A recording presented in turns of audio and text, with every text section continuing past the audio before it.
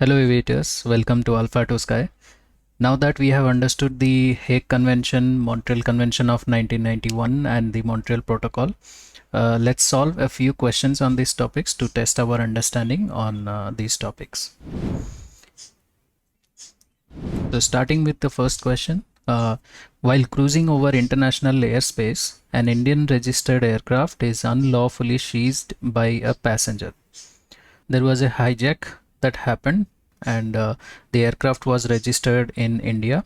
So which of the following statements best applies under the Hague Convention? Is it that the only the country of departure can prosecute the offender? The convention does not apply in international airspace. The country where the aircraft is registered or where the offender is found may prosecute, or is it only ICAO can handle such cases? So we can eliminate the second option because the convention does apply to international airspace.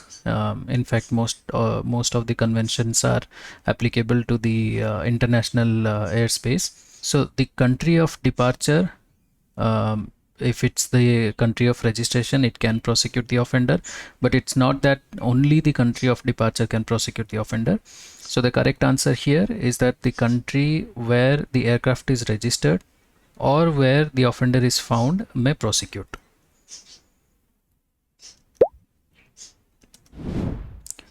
What is the primary obligation of a contracting state under the Hague Convention when an alleged hijacker lands in its territory?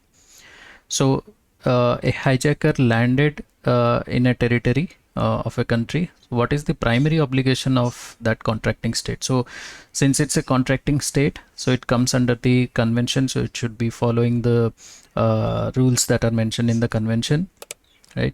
So should they immediately deport the individual? Should they grant asylum or prosecute or extradite the offender, or return the offender to the aircraft's origin? So since they are a contracting state, so they should prosecute or extradite the offender, right?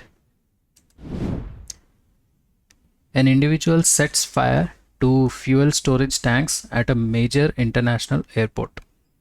Under the Montreal Protocol of 1988, this act is considered a civil dispute not covered by aviation law, an act of war, an offense against civil aviation, or is it not punishable unless the airport is damaged? The individual damaged the fuel storage tanks, right? Although the airport is not damaged, but still, since the facilities of the international aviation has been damaged, so this is an offense against the civil aviation.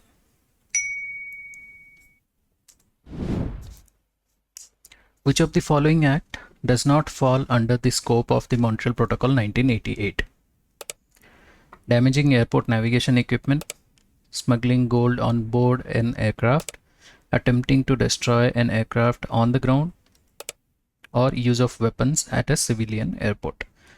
So damaging airport navigation equipment, this does come under the protocol. Any damage to the airport equipment or the aircraft comes under the Montreal Protocol. Attempting to destroy an aircraft on the ground, this does come under the Montreal Protocol.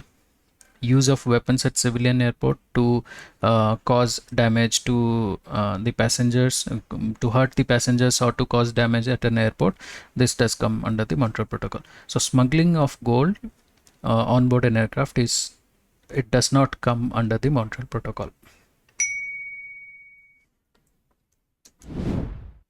The Montreal Protocol 1988 supplements which earlier convention? Was it the Warsaw Convention, Chicago Convention, Tokyo Convention, or the Montreal Convention? So this is a straightforward question, right? So the Montreal Protocol supplements the Montreal Convention of 1971. So there was a Montreal Convention of 1971 as well as the one in 1991. Right.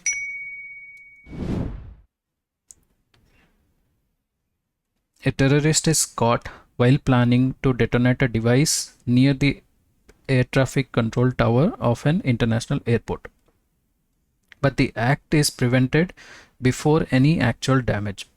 under the Montreal Protocol 1988, can this individual be prosecuted?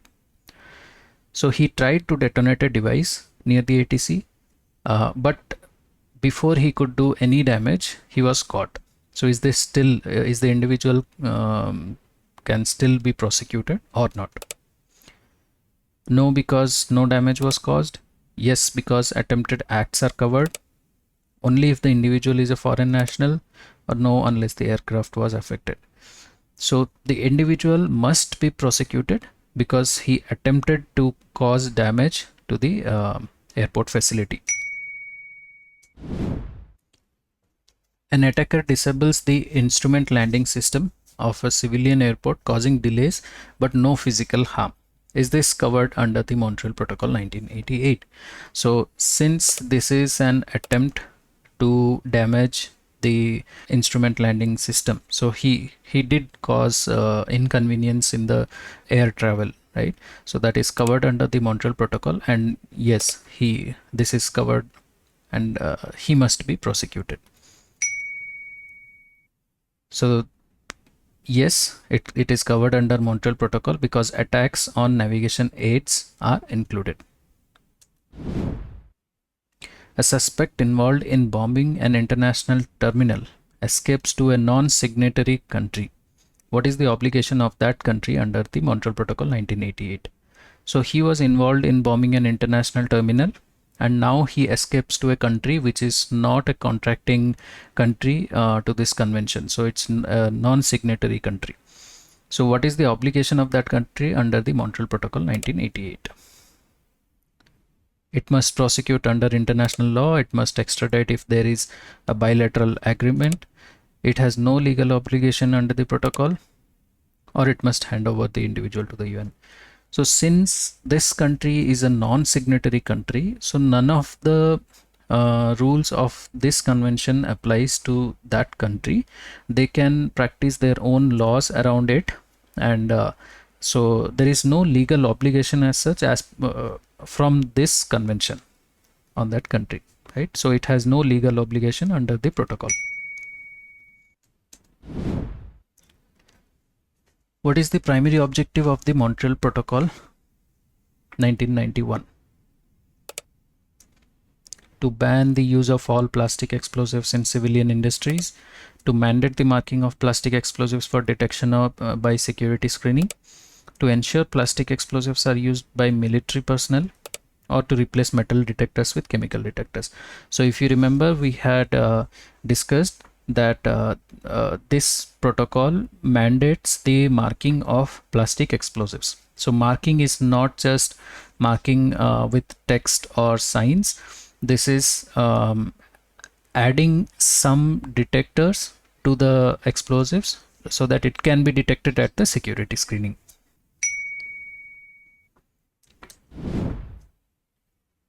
Under the Montreal Protocol 1991, how are plastic explosives made detectable?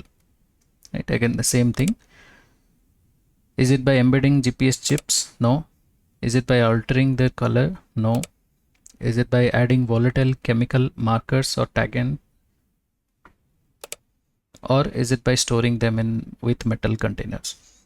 So as per the protocol, there should be some marking or some detection agent added to the explosives so that these can be detected at the security. So this is by adding volatile chemical markers.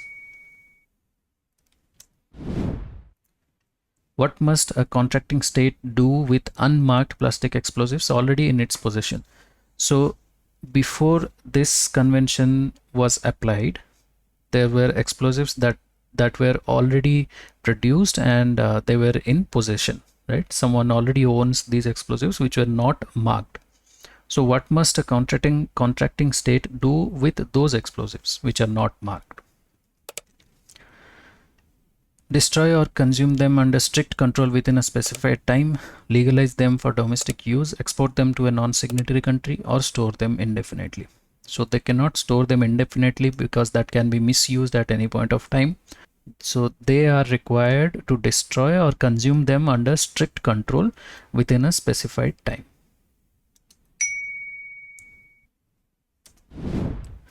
An aircraft registered in country A is hijacked while flying over country B's airspace and forced to land in country C.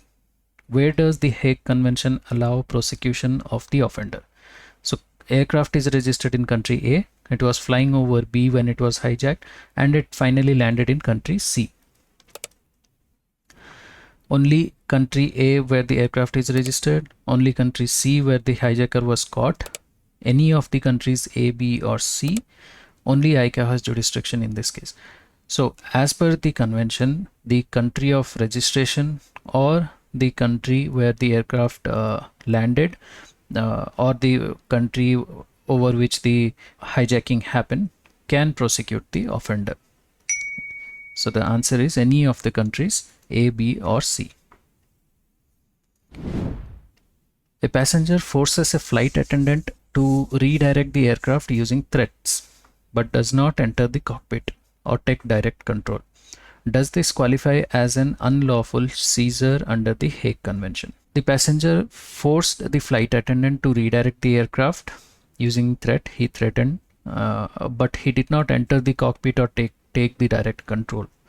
Right? He just threatened the crew, and then he was able to get the aircraft to the place where he wants. So does this qualify as an unlawful seizure? Is it no, because the cockpit was not breached? Yes, as intent and coercion are enough. No, only physical control counts, or only if the pilot was physically harmed.